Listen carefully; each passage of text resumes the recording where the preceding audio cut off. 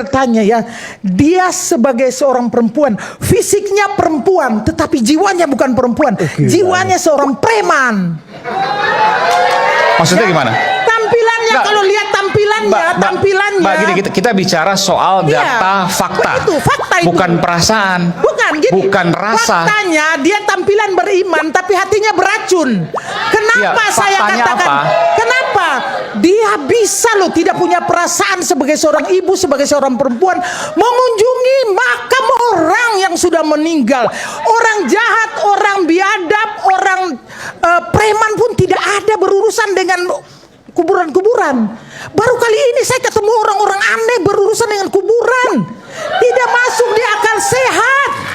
Coba boleh tanya semua orang, kalau kita berhadapan dengan orang hidup boleh, tetapi mereka ini berdiri di pagar kuburan. Saya kepengen saya membawa pocong-pocong untuk berhadapan dengan mereka. Benar, kalau mereka hadir sekali lagi. Ini bicara soal ijazah, bukan soal makam. Nyambung ke situ, Bang. Nyambung ke situ, Bang Iman.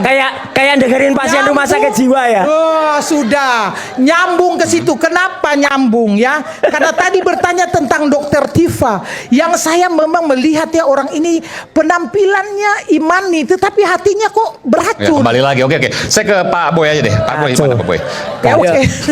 Begini, Bung Aiman. Ya. Kalau kata orang tua kayak putrane sopo. Iya. Kalau orang mencari kebenaran, kan dia harus tahu dirinya benar dulu, baru dia cari tahu kebenaran. Sedangkan dirinya aja tidak benar, bagaimana dia mau cari tahu ijazah? Maksudnya rekam jejak gimana nih maksudnya? Gimana? Ya saat dia menjadi menteri kan, ya bawa pulang panci pak. Ngawur ini. Bohong ini. Bohong. Tahu saya. Bohong kamu. Bohong besar kamu. Panci di perumahan menteri. Orang nggak ngerti putusan pengadilan kayak gini nih. Udah deh. Kacau orang ini. Kacau dari mana? Kacau. Saya tahu lu hanya mencari panggung panjang dengan ijazah. Kamu itu cari panggung. Padahal. Udah deh, buka baju aja deh. Sesuai janjinya aja deh. Oke, Sesuai kalau janjinya aja. gini. Oke, katakanlah Mas Roy rekam Orang jejak. ini dikenal di Indonesia sebagai orang yang janji mau buka baju. Itu aja udah. Kreditasinya itu aja udah. Lebih baik buka baju. Gak ada yang lain tuh kreditasinya. Oke, kalau tadi rekam jejak, oke lah, menurut Mbak. Kalau saya bilang ya, kalau yang menanyakan ijazah itu umpamanya Puan Maharani atau AY, saya percaya.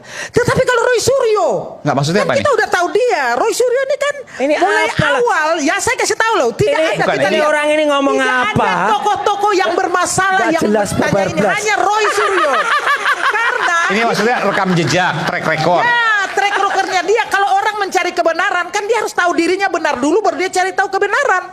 Sedangkan dirinya aja tidak benar, bagaimana dia mau cari tahu ijazah? Maksudnya rekam jejak gimana nih maksudnya? Gimana? Ya saat dia menjadi menteri